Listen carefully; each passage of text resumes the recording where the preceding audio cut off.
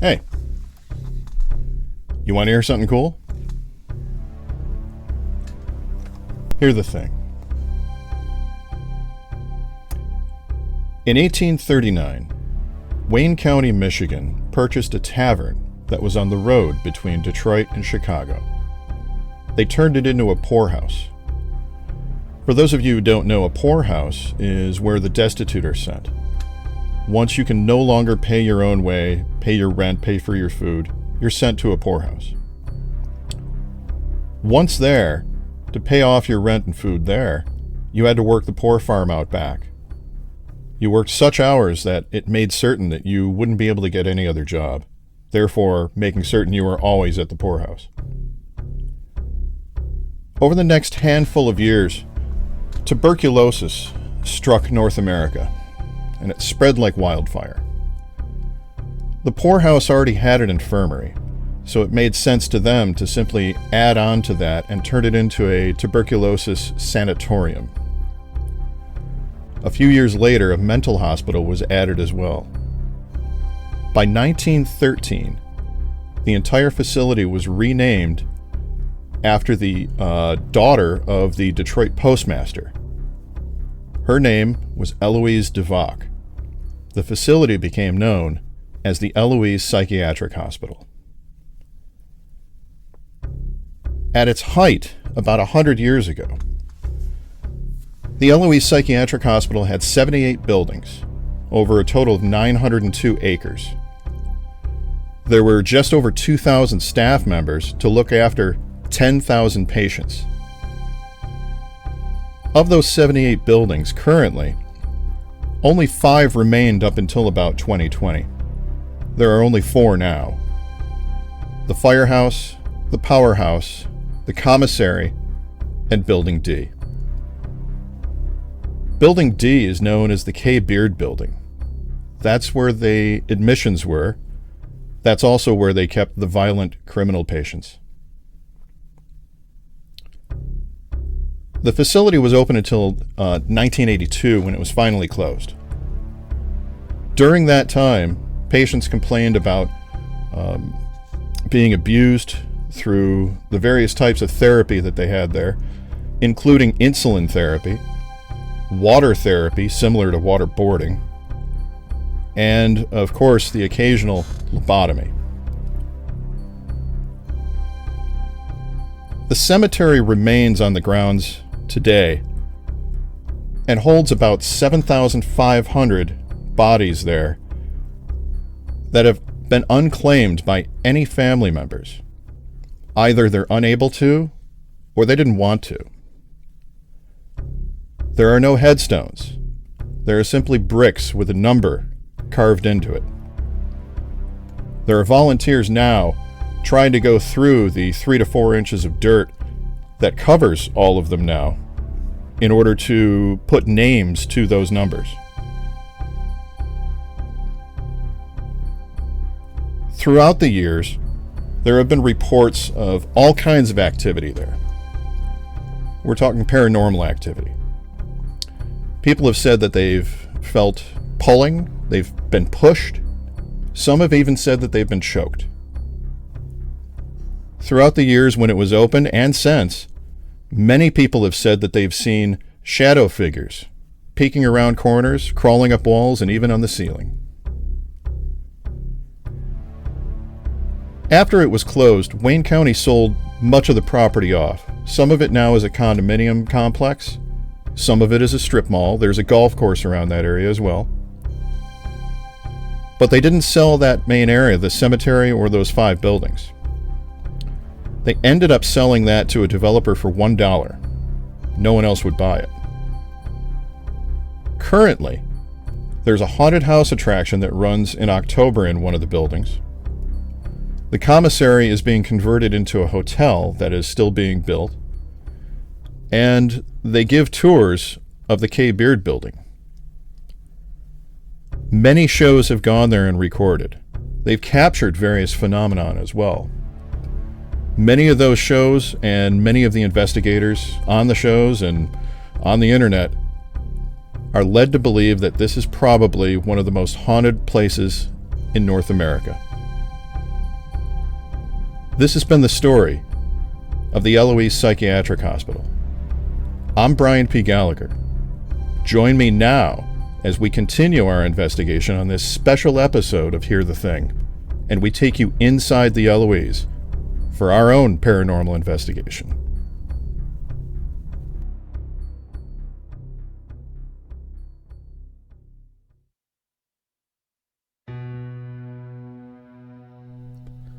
Have I done this before? Yes, actually, I've done quite a number of paranormal investigations in various forms.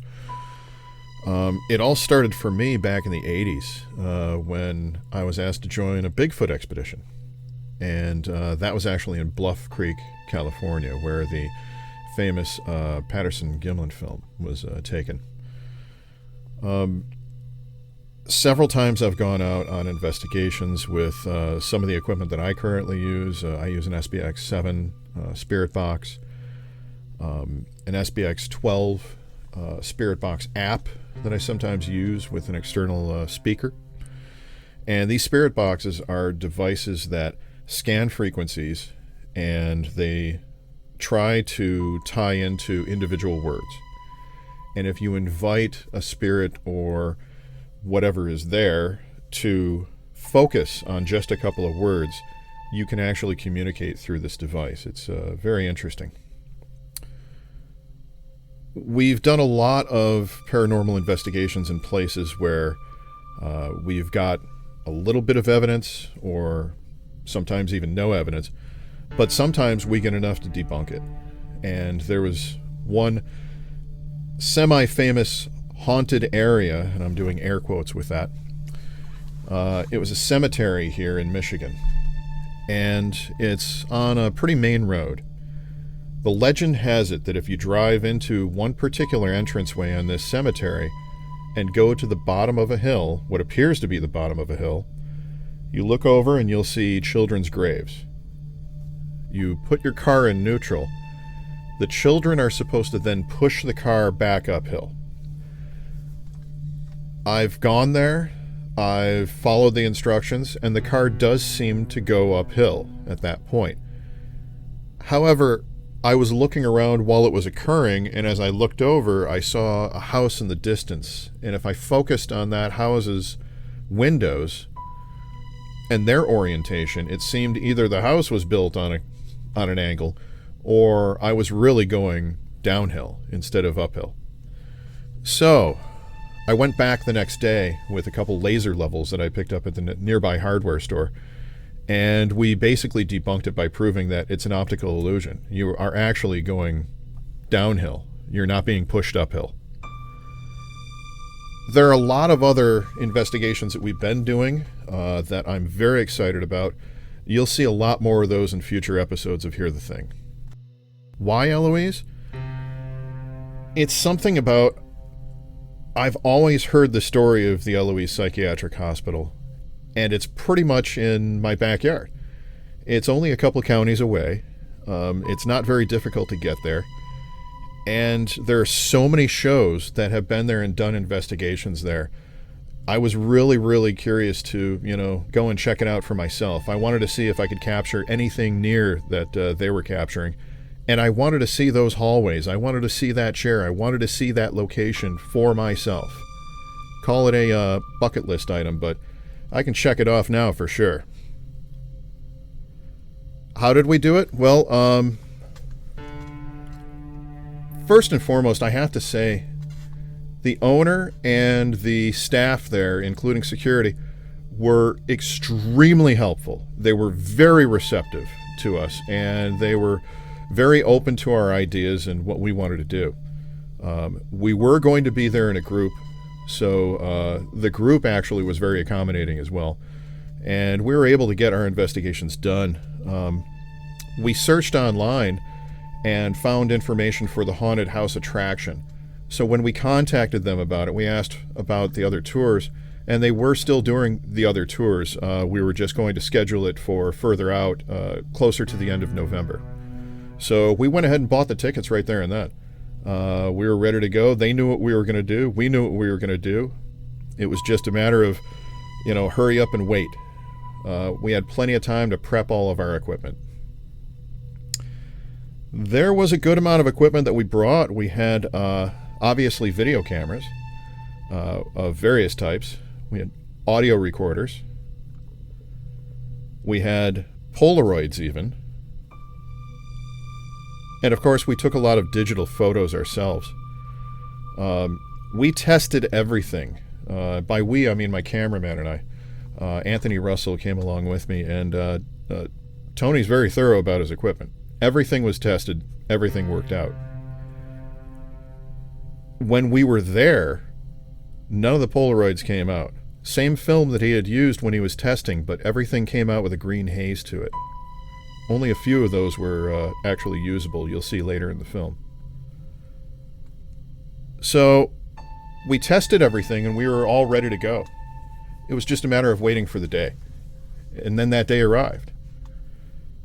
The next thing you know, we're driving across a couple of counties on our way to the Eloise. We had tested all the equipment. Everything was charged. Everything was ready to go. We turned the corner onto Michigan Avenue.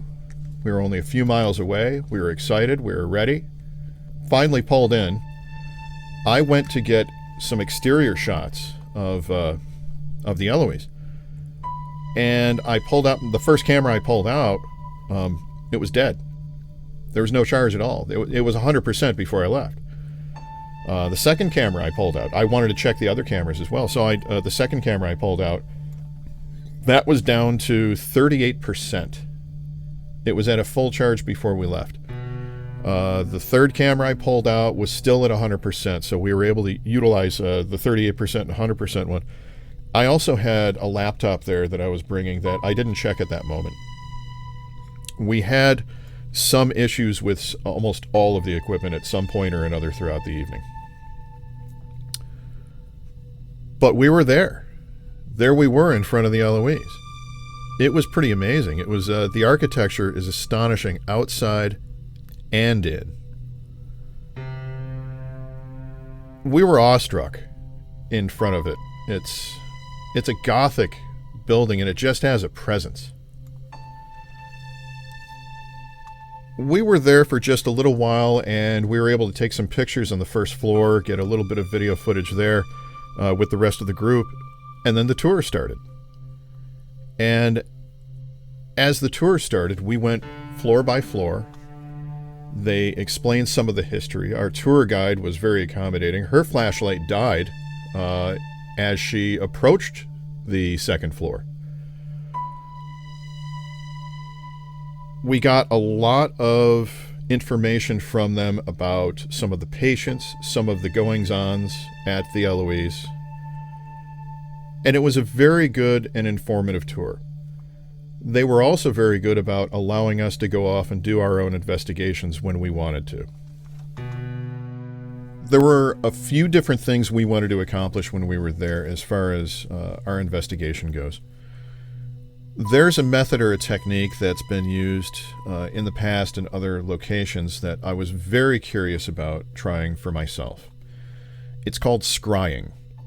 Scrying is when you look at an image of yourself in a mirror, oftentimes a black mirror or a mirror made of black glass, black obsidian, something like that. But you stare into your own image for 15 to 20 minutes.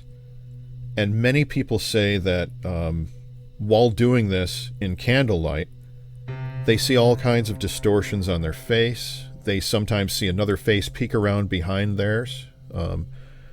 And sometimes they'll see their face doing things that they don't believe that their face is actually doing at that moment. Things that they're not trying to do with their face. Again, it's usually done with candles. And with candlelight, there's a lot of flickering going on. We didn't have the ability of doing it with candles where we were at. We had to use pretty straightforward lights.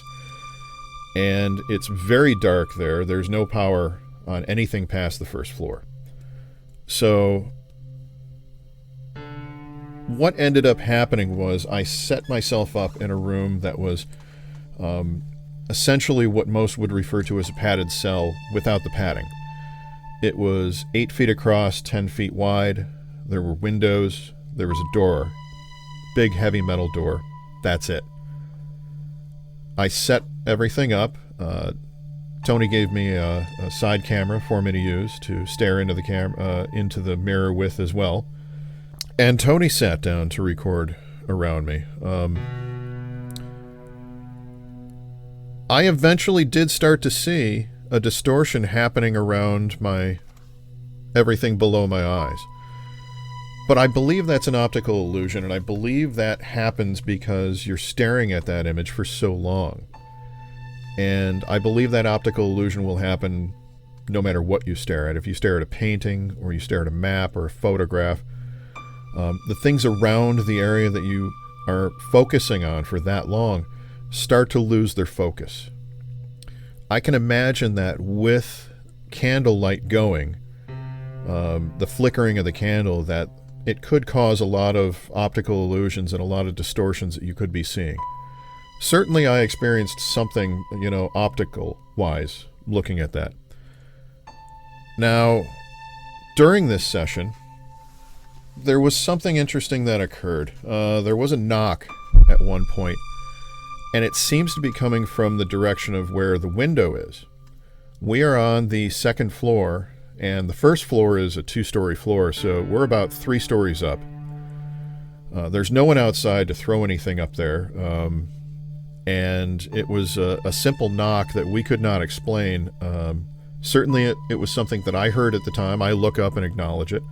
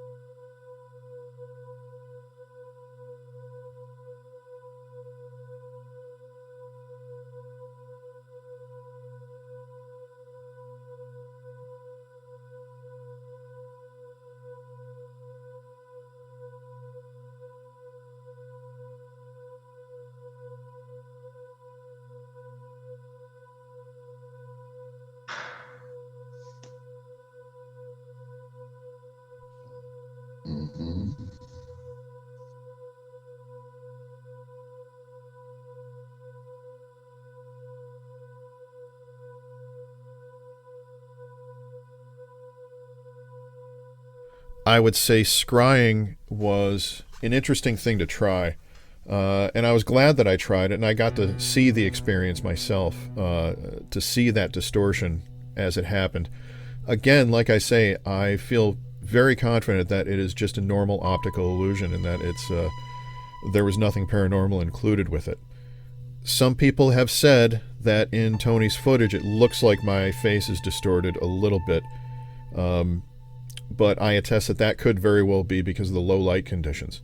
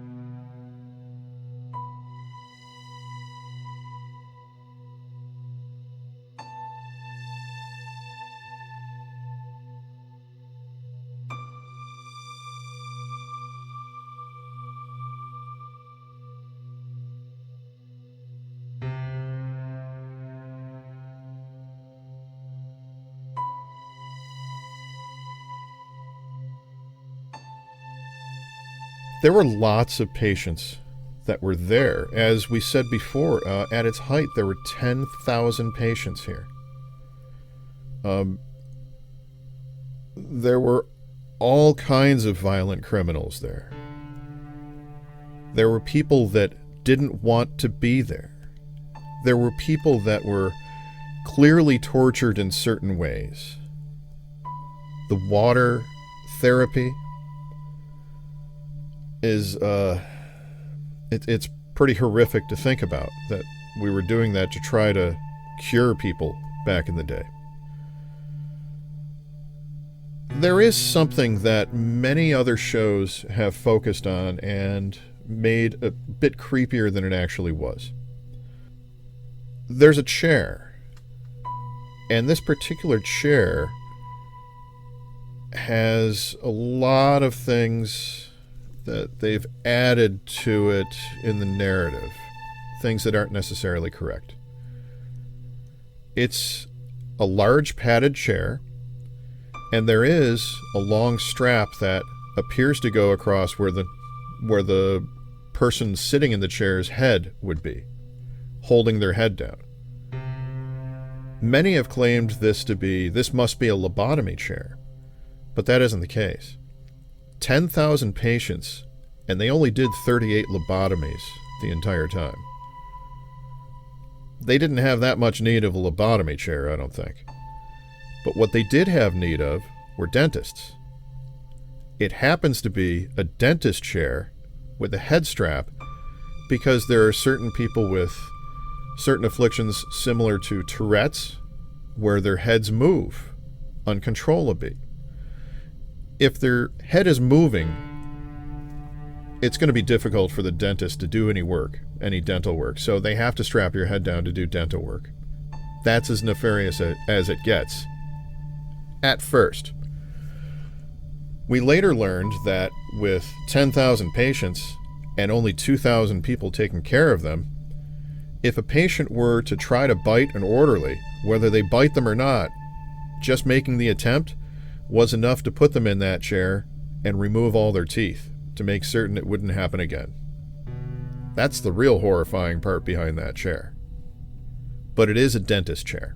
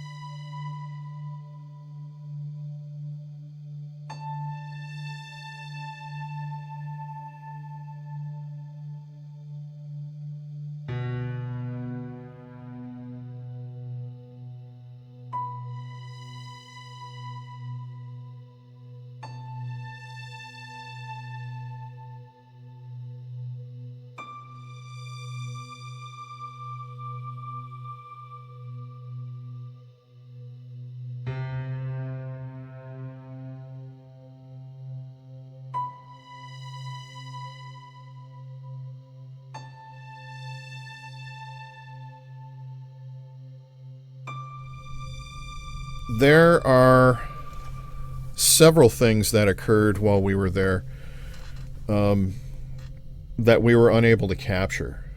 The most prominent of which is the gates. This is something where we have no explanation for having no footage behind this.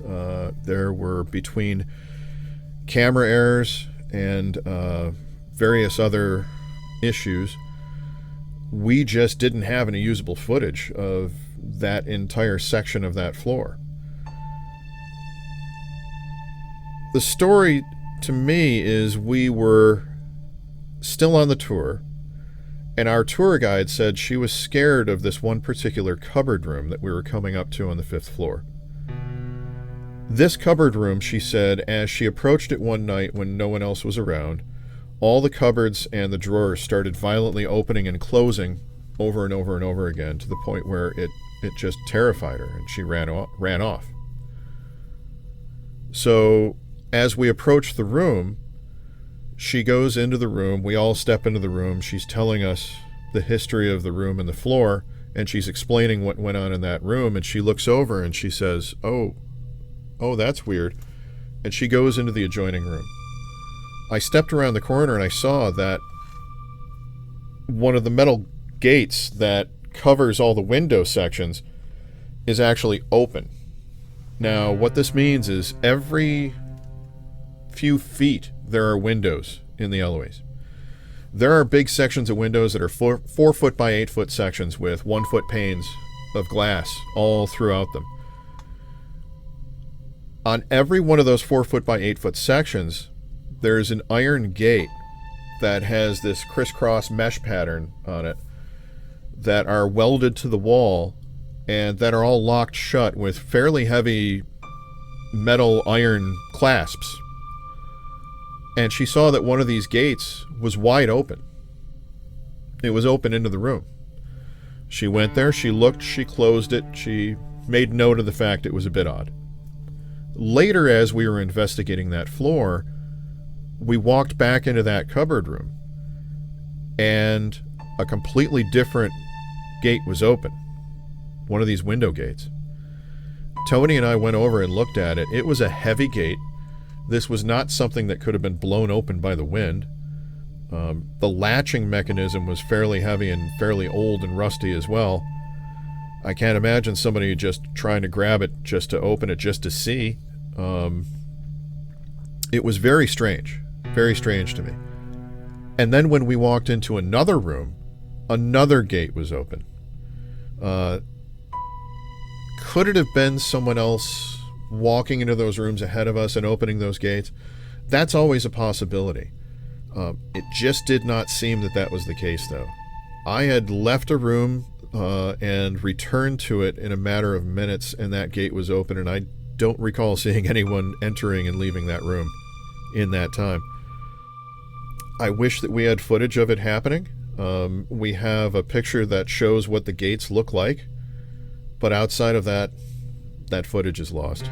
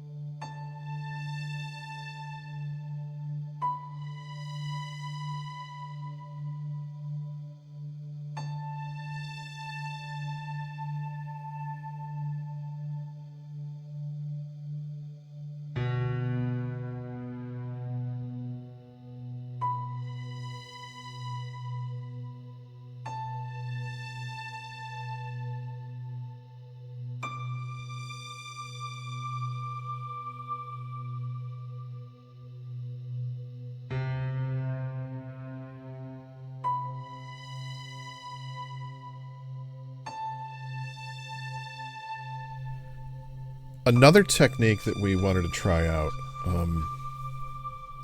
is called the Estes method. Now, a little background on this. The Estes method was developed by Carl Pfeiffer and Connor Randall when they were doing their investigation of the Stanley Hotel in Estes Park, Colorado. And they decided that the best way to use a spirit box is to isolate the receiver, the person who's listening to the words coming through the spirit box. What I mean by that is, if you know the question, you're going to have a preconception of what the answer should be, right? If you know that you're asking what is someone's name, you're going to be listening for a name. It takes a little bit of what's called the pareidolia effect and puts it into play. The pareidolia effect is your brain's way of putting order to chaos, or putting something into a familiar way that it can understand something.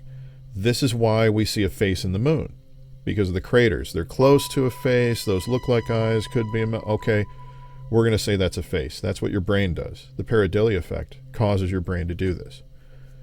It's what makes us see a cloud that looks like a dog, that sort of a thing. Well, to take that effect away, if I'm the receiver listening to the spirit box and I'm completely isolated, I can't hear you, I can't see you, then what I'm saying is honestly what I'm just hearing, flat out receiving through the spirit box. I was really intrigued by this. I thought this was a great method. I wanted to try it for myself, especially at a place like the Eloise Psychiatric Hospital. We decided we were going to do a subtle variation on this. I wasn't going to use the blinders because I wasn't going to be in the same room as the person asking the questions. I wrote down a few interesting questions. Tony took that list and he went down to the end of the hall. I'd say he was about 100, 120 yards away from me. And he was asking the questions at the end of the hallway, looking down the hall, while I was sitting in the nursing station, and I was listening to the spirit box. I have to warn you that there is some very colorful language in some of the answers I was saying. It's what I heard, so it's what I said. Sorry. A minute from now. You got 1 minute.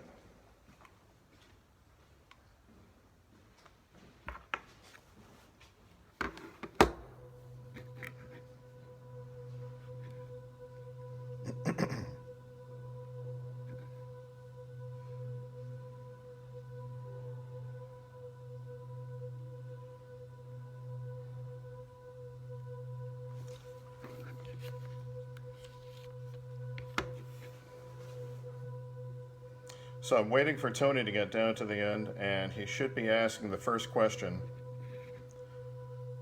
which is quite simple. Is there anybody here that wants to talk? Is there anyone here? You can focus on this device, just 1 or 2 words, please. He should be asking in the next 5 seconds.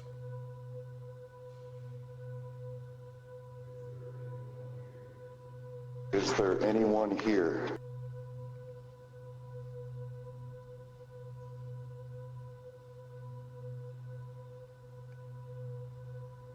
David?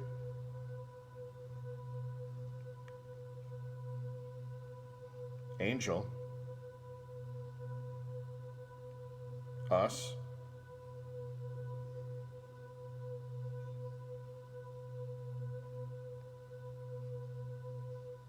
Getting a lot of reaction. Now, tell them, finally, our courtesy. Next question should be coming up now. What religion do you believe in? Doug?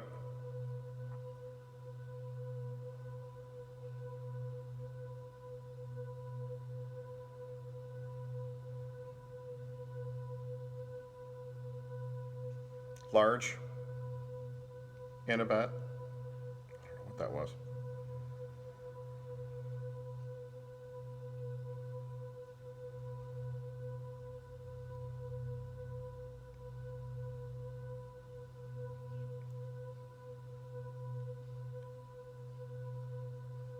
Chris?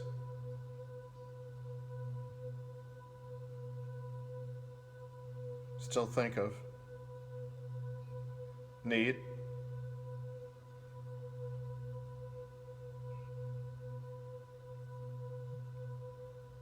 power, Were you lobotomized? under,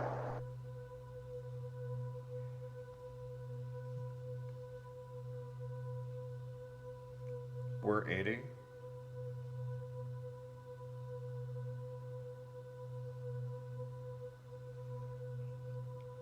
November 29th, out of state,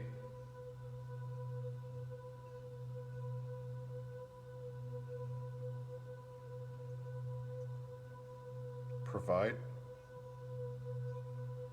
energy from fresh any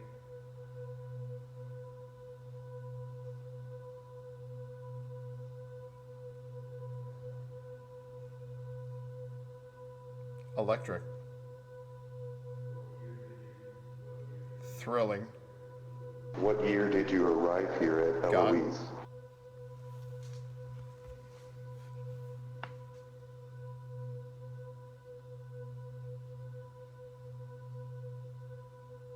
$19.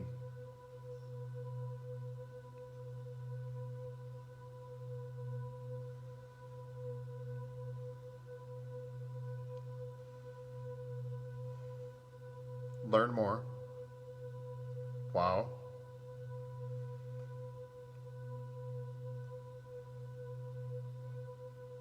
Stay.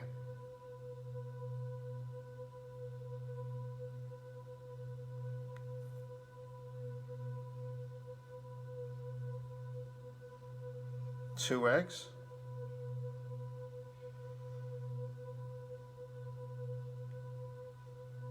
This holiday, Were you tortured I here? will end it.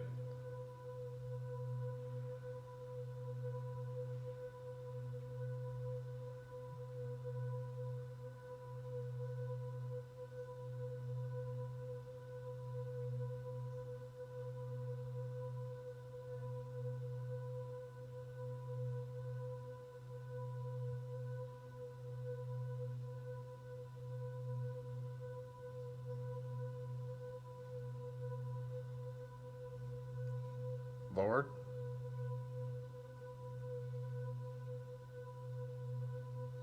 first, you could be exposed.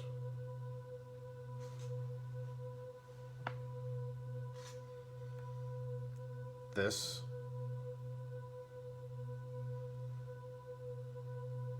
I'm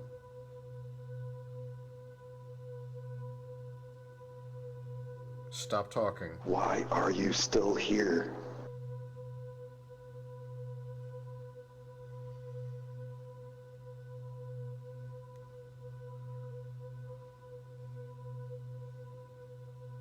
That's used. Who loves you? Don't. At Michigan.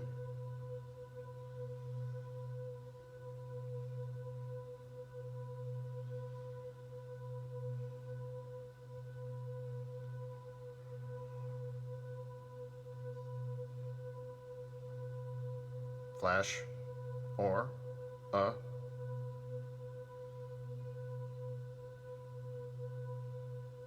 voice.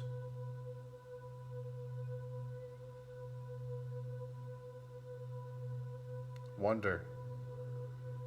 Did someone murder Nothing you? about it.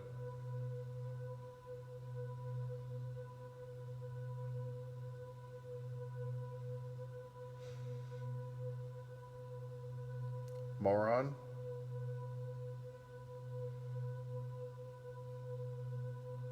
Live.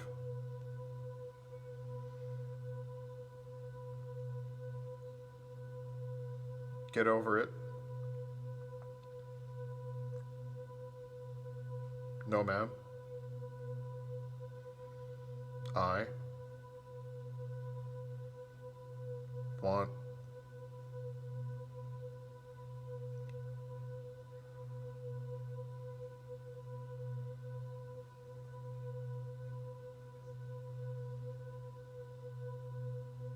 a father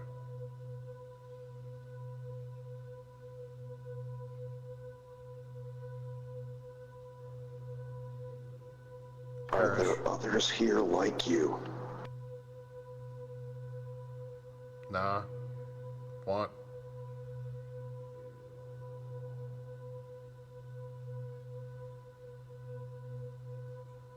Consumption. Further keep. Here for you.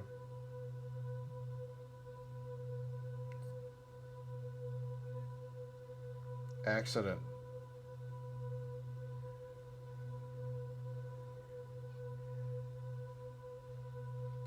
Explained from Donald Trump.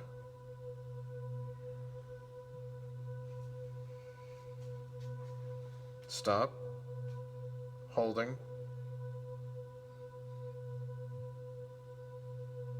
Real people all. Were you ever human? Any doubt? Need? Bring it. And it. Arrived.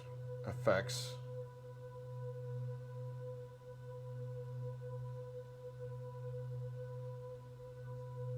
Traditional.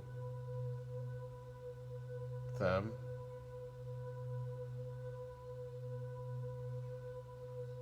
This.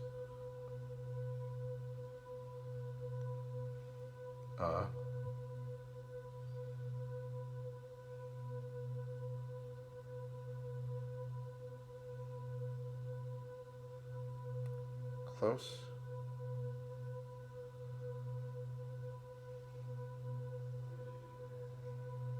What is your last name? Both.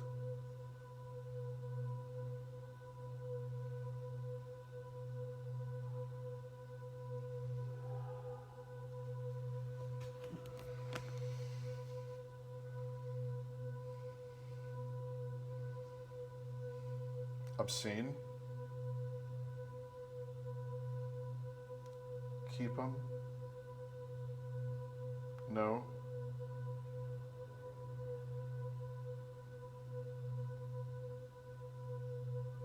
Father was a friend.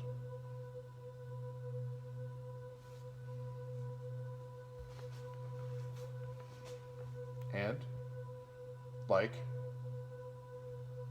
Where?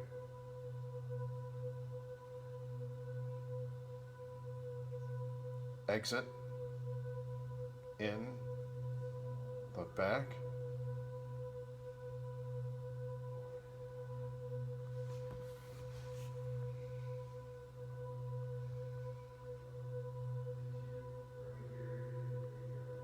Are you buried in the graveyard?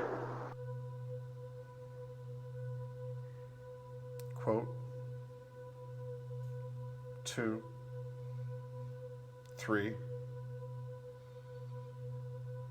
If I. Criticism. Freedom. Real good. Electric. Pussy.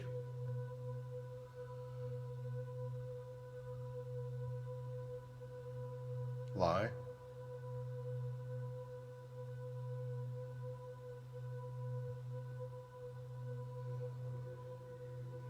What religion do you believe in? Fuck off.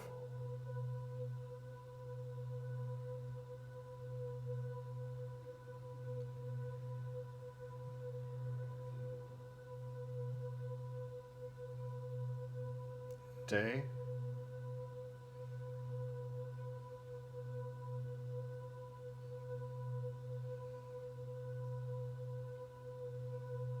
It.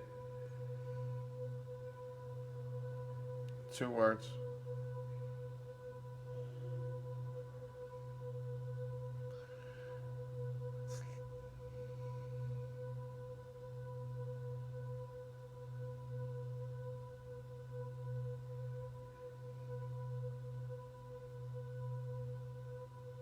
Good morning.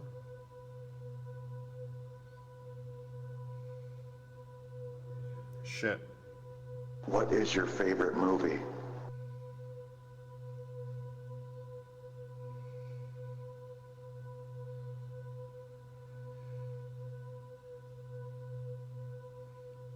Too big.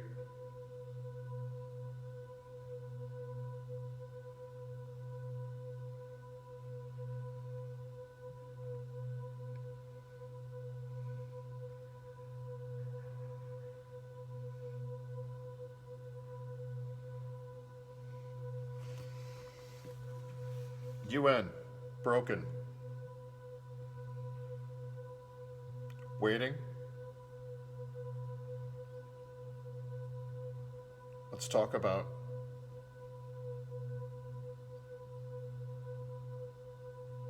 no.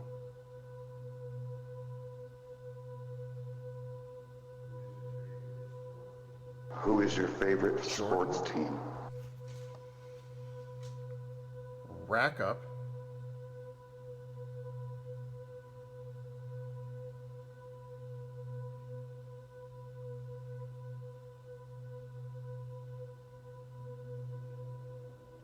Jesus.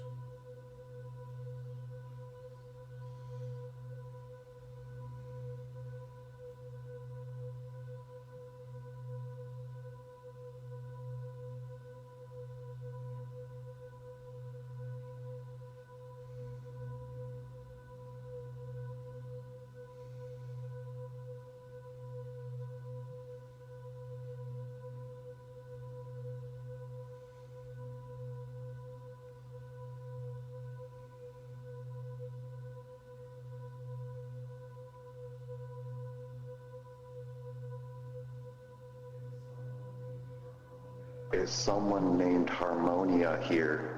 Mister. Please. And, Michigan. Father wept.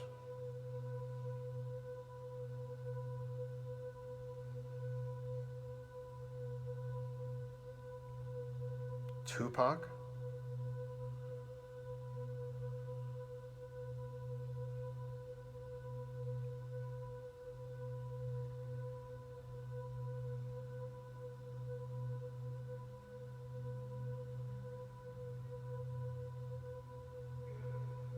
Daughter. Yeah, I guess I am. I need to go. Young, etc. Kid, holding. By the time, yes, move.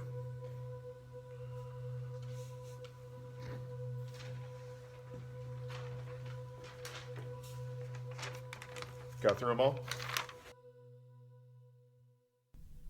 You may have noticed that there were some flashes at one point. And we could see the flashes on Tony's camera as well down the hallway. That could very well have been individuals on the far end of the wing flashing a flashlight back and forth. Personally, I think it's awfully bright for someone to be doing that from that far away. I know no one was close to us while we were doing that Estes method. I have to concede, though, that it could be the flashlights flashing back and forth. Another item to take note of here are the orbs that are picked up on my camera and some that are picked up on Tony's cameras as well. Now, many of this must be debris in the air, dust, as we came in and we set equipment down. We were moving fairly quick. We probably kicked up some dust. I can see that. There wasn't much of a wind to speak of that night, and this was late November, so insects, not so much. There were a couple of times where some of these appeared to change direction right in the middle of the shot. I'm not saying what they are or what they could be, or what they couldn't be, rather. I really don't know. Another interesting thing that occurred here was my laptop. I set my laptop up and it suddenly went into a update mode, and it began updating itself with a percentage. But here's the thing. There was no Wi-Fi there. We weren't connected to a network. I don't know what this update was or where it was getting it. We have a side camera that was in the nursing station with me while I was doing the Estes method, and we have footage of it showing that it was updating for, the first half of that Estes method. We still can't really explain that. I have no concept as to how that could happen. It's not connected to anything. We were using it before we got in the truck on the way down. It wasn't connected to any Wi-Fi on the way down. It doesn't have a cellular connection to it. So we don't really know on that one. All in all, I think we got some really interesting answers. I think if you look at the Estes method that we did, because it was a location where there were so many potential respondents, I think we had several conversations going on there. I think there were several people responding at various points. I think I could go through the transcription of that Estes method for years and still not be able to map out the exact conversations that we were having there. It's very interesting. We've looked at it for hours and hours and hours, and we can definitely see that there are patterns there of, having at least 3 different conversations.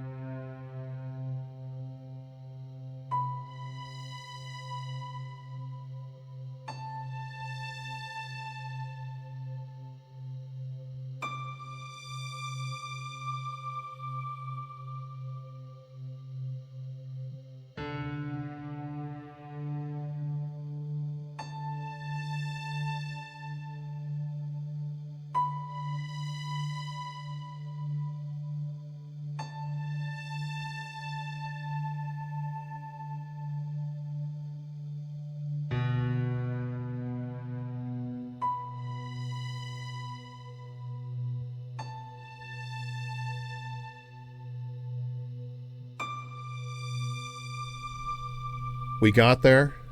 We already had camera failures as soon as we got onto the property. Batteries draining. The Polaroids didn't turn out. Most of them were green, and the Polaroids we took of the same film sets before and afterwards came out fine. Scrying session. I did see some distortion, but I think it was an optical illusion. There was an unknown knock that happened there somewhere. Tony and I both looked at it, and I have no explanation for that knock. The gates, that was very interesting to me, but unfortunately, due to camera failures, we don't have any footage of it. The Estes method. A lot of interesting conversations going on there. There were flashes. There were orbs. There was a mysterious laptop update with no connectivity. The flashes could be flashlights. The orbs could be dust, but it changes direction.